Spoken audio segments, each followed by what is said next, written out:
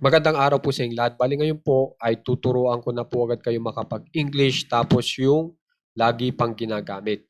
At ang pinaka-the best pa po dito ay meron lang po kayong tatandaan na isang pattern at yung pattern na iyon ang tutulong sa inyo para maparami po ang inyong mai-English. Okay? At ang kadalian pa nitong lesson na ito ay 2 salita lamang po ang ating gagamitin sa English at makakapag-English na po kayo ng tama. So sana tapusin nyo para humusay po agad kayo makapag-English kahit pa po kayo ay baguhan pa lamang o unang araw nyo pa lamang sa pag-aaral ng English. Okay? So umpisa na po agad natin. Kontakin mo siya. Kontakin mo siya. Kunyari po yung siya dito ay babae, her ang gamitin nyo. Pero kung lalaki po ang gagamitin nyo, him. Okay? So tandaan nyo na. So, ang una nyo pong itatranslate dyan ay yung kontakin bilang contact. Okay? Tapos yung mo, okay lang na wag nang i-translate sa English. Kasi may batas po sa English na okay lang na hindi i-translate yung mo sa English kung yung mo o yung taong tinuturo mo bilang mo ay inyong inuutusan o meron kayong gustong ipagawa. So, kaya ito pong mo, hindi ko itatranslate sa English. Kasi okay lang naman pala eh. Basta ang ideya ay nag-uutos ka. So, yung kontakin, yan yung contact. Yung mo, hindi ko na itatranslate. Tapos, dito na po agad tayo sa baba. Yung siya. Tapos, kunyari po yung siya ay babae. So, her ang gagamitin ko. Contact her. Para sa kontakin mo siya. Ngayon, subukan naman po natin yung siya ay lalaki. So, him naman ang gagamitin ko. Kontakin mo siya. Pag in English po, contact him naman. Kasi lalaki naman yung ginamit natin para sa siya. So, ganun lang kadali. At makakapag-English na po kayo ng tama. Makakapag-utos na po agad kayo ng tama. Ipadala mo ito. Send it. Ganun lang kadali. Tanggapin mo iyon. Accept it. Yung ito o iyon, pwede po yan i-translate bilang it sa English.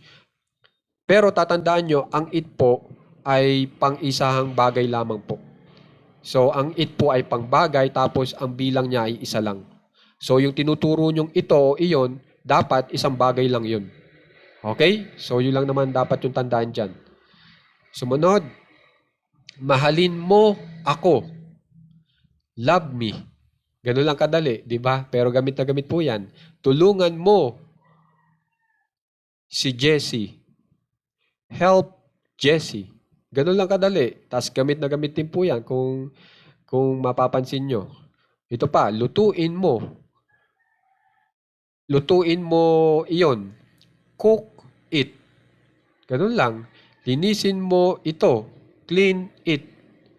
Iboto mo sila. Both them. Bayaran mo kami. Pay us. Bilangin mo sila. Count them. Iwasan mo ito. Avoid it. Abisuhan mo ako. Notify me. So kung mapapansin nyo, gamit na gamit po yung mga salita po natin dito. O yung tinatawag na verbs. Ibig ko sabihin sa verbs, yan yung action na gusto mong ipagawa sa inuutusan mong tao. Ngayon, gusto ko rin ipalam sa inyo kung bakit yung contact, send, ganyan ang naging spelling. Naka-original.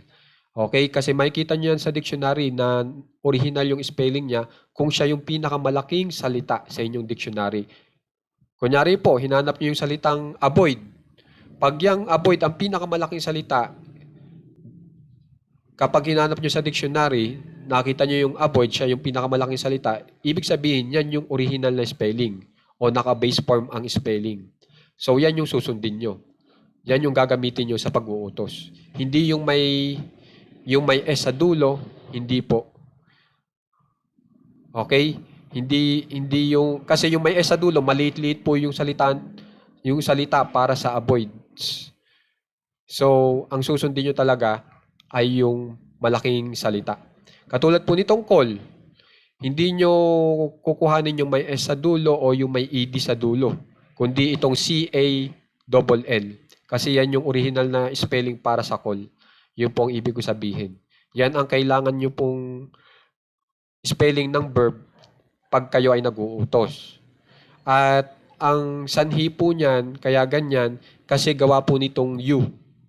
Ang tamang kapartner po ng you na verb kapag nag-uutos ay naka-spelling po na kung saan ay naka-original na spelling o naka-base form. So, yun ang tatandaan nyo.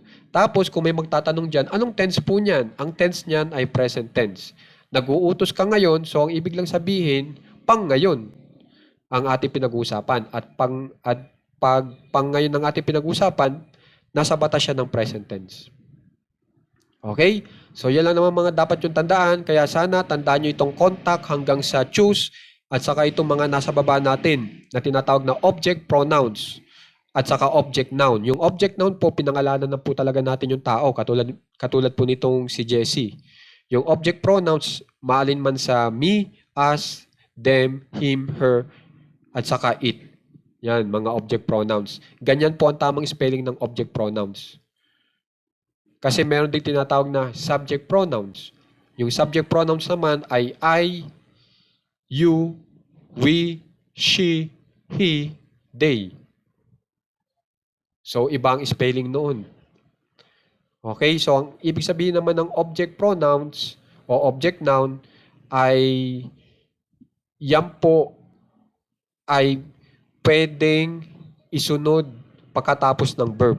At kung mapapansin nyo, ito pong verb ang ating ginamit, tapos saka pa natin isunod yung object pronouns o kaya object noun.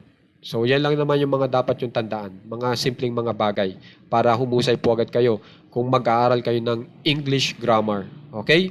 Ang pinakamahalaga dyan ay nabigyan ko kayo ng lesson na makakapag-English na po agad kayo gamit lamang po ang dalawang salita na kung saan ang ideya ay nag-uutos. Okay? So, kung gusto nyo pa pong gumaling sa English, sana panoorin nyo lahat ng mga videos natin kasi lahat po ng mga videos natin, ang ibinibigay ko ay para makapag-English po agad kayo kahit pa po kayo ay baguhan pa lamang. Sana naman po may share naman po ito sa iba para naman po dumami tayo. Okay? Yun po ang hangarin ko rin, gusto kong makita para kasi habang dumadami, pag nakikita kong dumadami kayo, mas lalo po akong ginaganahan sa paggawa ng mga videos. Yun po ang dahilan. Okay? So maraming salamat po. Mag-aral ng maigi.